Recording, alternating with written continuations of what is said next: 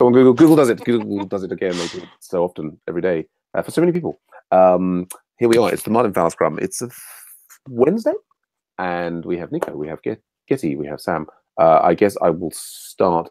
I have done this morning the web dev mob, and we were looking through HTML and Code Academy HTML and talking about all that good HTML stuff. Other things that have happened this morning, I merged in the new README for the website one. Thanks for those. It looks really nice there at the top, the little buttons, Nico. That other set of the bigger, longer stuff, as I was saying, we should maybe move that into the contributing doc, or I mean, there's now there's still many other rounds of work to get done. Yeah, so yeah, also managed to review a few other pull requests here and there. Yeah, stuff basically under control. Am I blocked on anything? They've basically got all these different project kind of proposals to cope with, really, and that's I've got to like work out which ones to propose on and which ones to. Anyway, I'm going to sort that out. Coming up today, we have the marketing meeting. I know we've got the also the smart contracts mob coming up, and I probably won't be here for the Kent Beck Scrum. I'm planning to go into town and go to another of these charity meetups. It's going to be actually at Amnesty International. It's a big charity. Their offices. I'm trying to get regularly. This is the first Wednesday of every month. They have this charity meetup in London, so I'm going to try and get there. Yeah, so that's about the size of things. I do also have a pairing session with Brent later on that Getty might be interested in. But yeah, let's go on to Nico. How are things going with you, Nico? Good. I did a little research about coveralls and tried to see why it keeps displaying in website one. I have no idea. The other thing is we have a little. I don't know if it is it is a kind of a bug. When we click, for example, in code or learn more in the main four things that we have in our Agile Ventures page, it keeps showing the same circle. Yeah. This is the new Rails 5 on develop. Yes. Yeah. Exactly. That is just a little error that we have there. I think that it should not be hard to fix. Yeah. And the other thing that I've been doing is I took a look to this pull request here that I just pasted on Hangout. And I don't know, that is working, but I don't know what else do we need there. Yeah, we can talk more about that at the end, actually. Cool. And on local support, I've been trying to fix the events search functionality on one of the pull requests. Right. I got it working, but I don't know what Cucumber is not finding the things when I click search. It should find something there, but it doesn't find anything. But when I do it manually, it is working. So I'm working on that. Interesting. Good stuff. Well, we can talk about various of those things at the end. Excellent. Thank you, Nico. Getty, how are things going with you? Hi. So far, I'm good. Still fumbling about on my issue. Though, Sam, you sent me a message on Slack, but I didn't quite get what it was. It wasn't quite clear to me. Sure. Can you explain that to me? Yeah, I certainly can, actually. Yes. Yeah, well, thanks so much to both you and Musa for posting your what are they called? Posting the links to the things that you're working on into the what's happened. Let's do the roll there. Let me share my screen. Give me a second. I'm just rebuilding. Slack seems to be behaving a bit strangely recently. I just upgraded to the new one. It seems to be like really slow in certain places, particularly when I've got to deal with threads and things. But yeah, oh gosh, come up here. Come on, Slack, come back. There we go. Right. Yes. So yeah. So what you and Musa and others have been doing? You've been looking back through the system and seeing lots of tickets. And we've got lots of old tickets. So, for example, the ticket that you've got here, which is about allowing the major admin to give more powers to the other users in the system. So this one, can we see the history on it? I mean, this one was originally created, like 2 or 3 years ago, at a point when the client had some volunteers who were like regularly going through and trying to update certain things in the system. I think since then the client has kind of given up a bit on trying to update the information for the organizations. I don't know if that makes sense, but if we go specifically to the site, and I'm going to go into detail here because I'm assuming that we've kind of finished the Scrum and we're now moving in. But the site originally didn't have the volunteering opportunities, and it was just the list of different organizations. And the client's hope was that all these different organizations in the area would kind of come and update their information about themselves and what they're doing and so on. And so the client spent a lot of time, emailing out to all the different people and, like occasionally having volunteers work on trying to update things and so on and so forth. But basically what we found is very, very rarely would anybody actually update their information in here. So much so that we've kind of said, well, despite our best efforts over 3 or 4 years, unless there's, without some special incentive, people are just not going to go and update their contact information in a directory like this. And we switched to making the volunteer system the homepage. And this information is up to date because it gets pulled out of other third-party systems. So we have in the UK, we have this Do It, for example. Do It is a volunteering national framework for people volunteering and helping out in the UK. And so lots of charities and nonprofits who want to get volunteers. Is that Barack Obama? I think it is. Oh, there he is. It's volunteering. Yeah. Got that. Barack Obama come out and help us out. That'd be good. Yeah, sorry. So this is a situation where the different charities and nonprofits, they want to get the volunteers, so they're updating this, and that information gets pulled into here, and so it stays, relatively up to date. Although not that we don't have problems with it, but so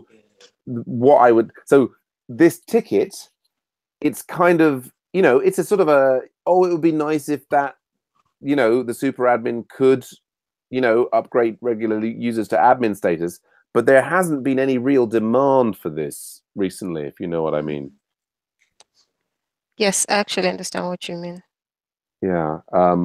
And it's so one of the things that we try and do in the Agile Ventures projects is we're trying to, rather than just working on things arbitrarily, is to connect with the real needs of the users. And so the thing that I was mentioning in Slack that maybe wasn't clear is what we're trying to do.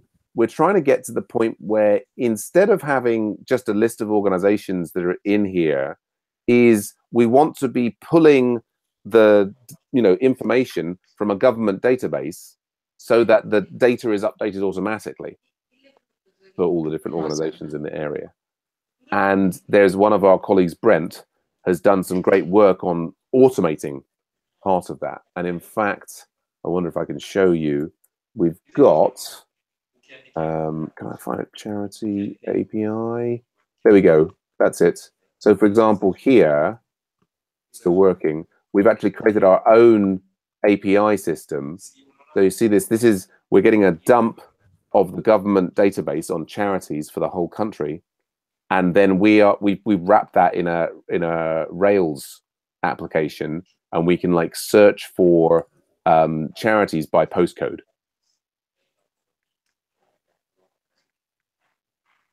Does that make sense what this is? Yes, yeah. And so what we're hoping to do, and what I would argue is maybe higher priority than this particular ticket, although this might still be useful at some point in the future, is hooking up this site to this system so that the data here is maintained up to date. And that's probably going to be more effective at keeping the data up to date than, for example, being able to enable some other volunteer to make changes to the system. Okay, so this issue is irrelevant for now.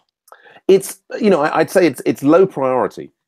Of course, with the system, if you were really excited to work on this issue, then by all means, you know that's the loose structure that we have. Everybody's free to work on whatever they want to do. But you could, if you were interested, you could get involved in us with this. We've got this other Rails app and that integration. As it happens, I'll be having a pairing session later today in about an hour and 3/4 with Brent. If you wanted to listen in on that, he originally got involved in by listening in on other people's pairing sessions. So I imagine he'd be very, if you were free and you wanted to listen in on us working on that, you'd be more than welcome to. Yeah, I'd love to. Yeah, and then there is also a separate Slack channel that we have called there we go, CharityCom API here, where Brent and I discuss the development of this. It's not as a developer project, but it's kind of sort of a side project that goes along with local support. So I can send you an invite into there. Now of course the integration that we need to do through this is potentially quite complex. We haven't even really split it up into separate tasks like we have in local support with the pivotal tracker. So you might, having looked at it, you might say, oh, it's a bit difficult to get involved. Entirely up to you. The other thing I was going to say in terms of working on tasks, I've said this to Sigga before, and is that one of the things that we could, that in general, as a sort of a loose team working on, all this stuff, what we need to watch out for is that we don't have too many open pull requests. So we've got quite a few. The other thing I was thinking was there are some things. So for example, like Faith did this pull request that maybe needs a little extra testing.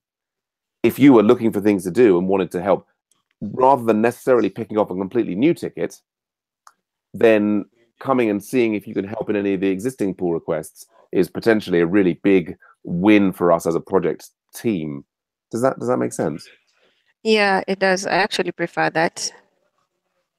Yeah. And this is one, it might take you, I'd love to get you involved in the charity API thing. I just know that it's going to take a while to kind of, for us to work out how to split up the thing. As I was looking through the different pull requests, I noticed that, so this one, I think it's probably good to go, but what we need is someone to try installing this on a fresh computer, a fresh instance of C9, and check that the changes that Faith has made to the node versions work well for an initial setup of the local support system. But so if you were interested in helping out with that, that would be really valuable. All right, yeah, I will take a look on it. And what if someone else is working on it? How are you going to know that we're both working on the same? Well, on this one, the key thing to do is, like you were very admirably doing in the local support, the key thing is just to mention things in the comments here. So, for example, you can see here, we've been talking about it, and I've made this suggestion about what the next thing is that we need to do this. So you could come in here and say, oh, hi, Tantaku, I could give that a try. And even if Faith's already doing that check, this is, what we need is this. We need the install process to be run by different people in different settings in different places. So even if you're kind of both doing that check, then that's still really valuable, if you know what I mean. All right. I'll definitely check that out. Yeah, good stuff. Excellent. Thank you so much. Okay, thanks. Nice one. So then I think that the Scrum was sort of over there already, and we went into a bit of a chat. There were different things that Nico and I could look at. Is the main blocking one is it cover rules? Is there? Well, it's not blocking because we can merge anyways. But it's messy, isn't it? It's annoying. Yes, exactly. Yeah. Yeah. I mean, what I did this morning was, I went in, and of course we'd already deleted the repo, so there was nothing. I was trying to. You linked me to this discussion where they were saying the thing is, this is from 2013, right? That was the interface. I mean, the equivalent comment on pull requests, we had already, disabled the leave comments on the previous version. I now kind of re-added website 1 so I could come back in here and disable things again, which I've done. Yeah, it's frustrating.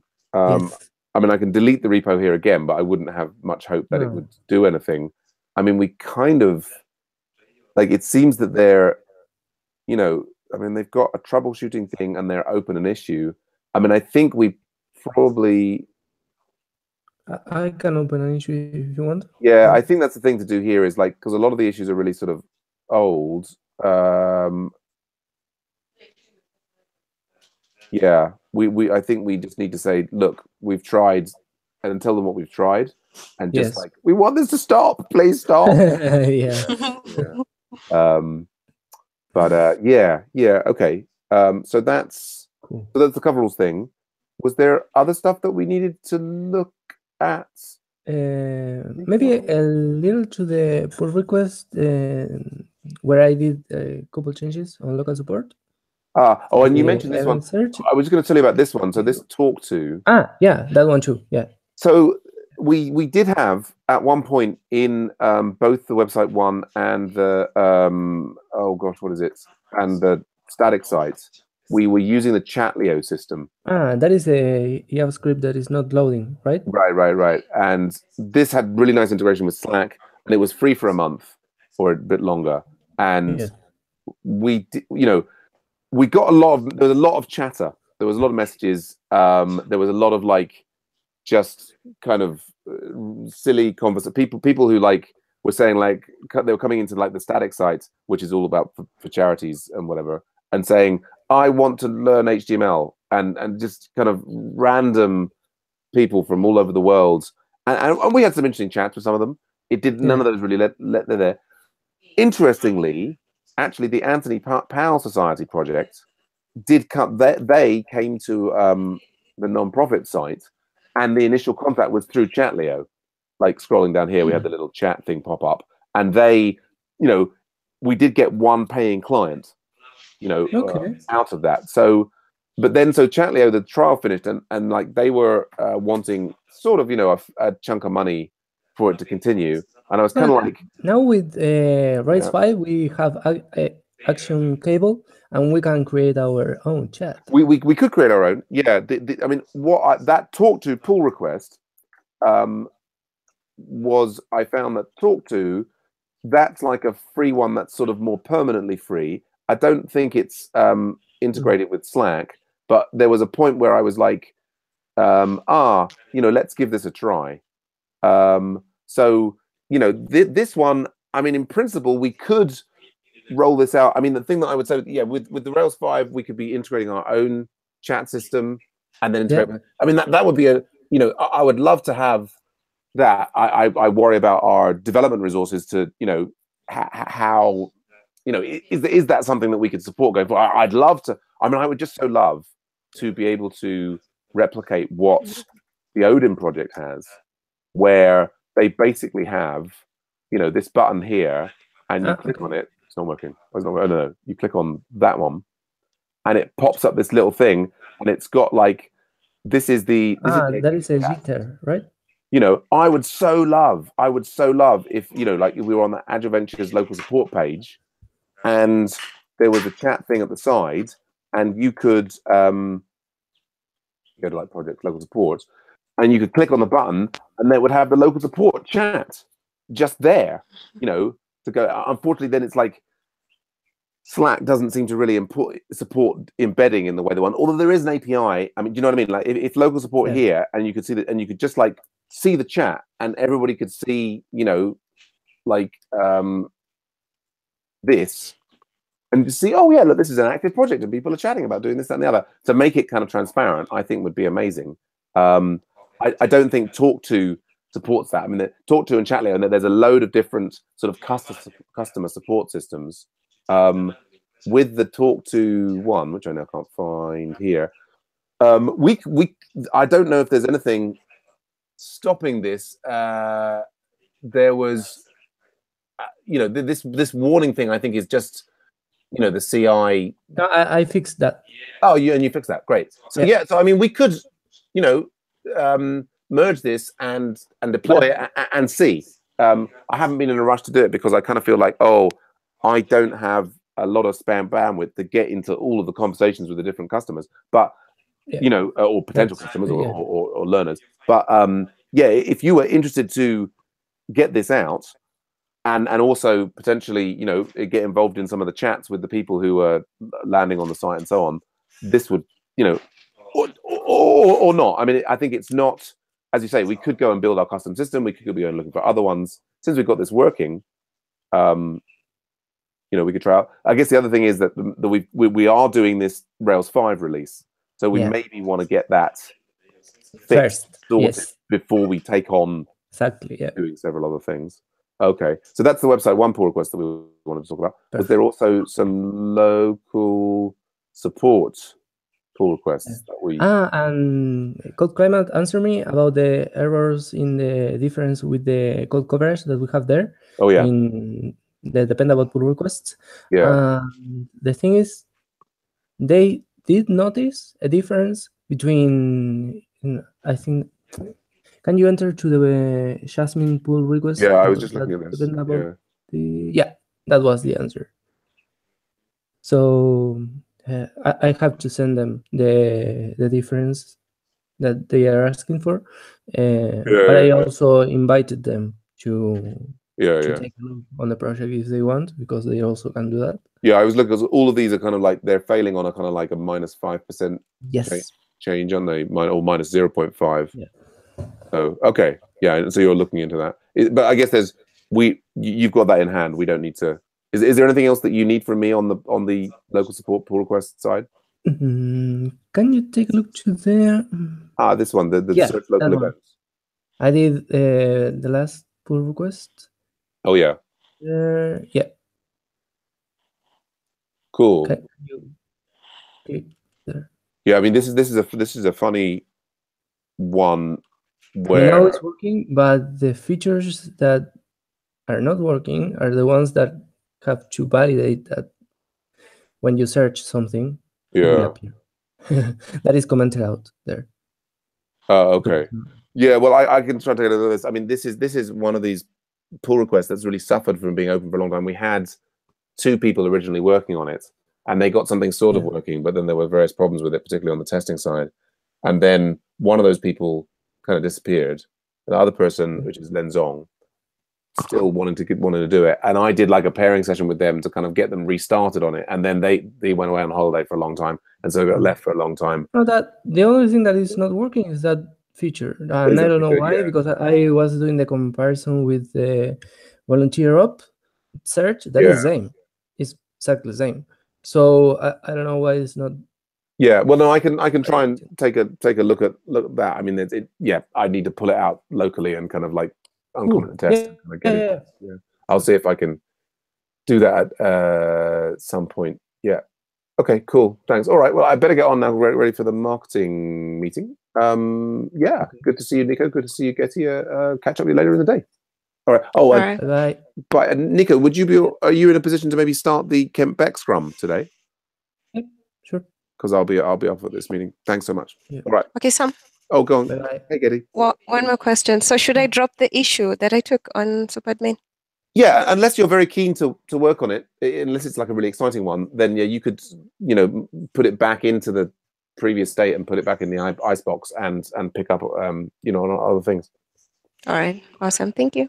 All right. Thanks. Bye for now. Bye. Bye.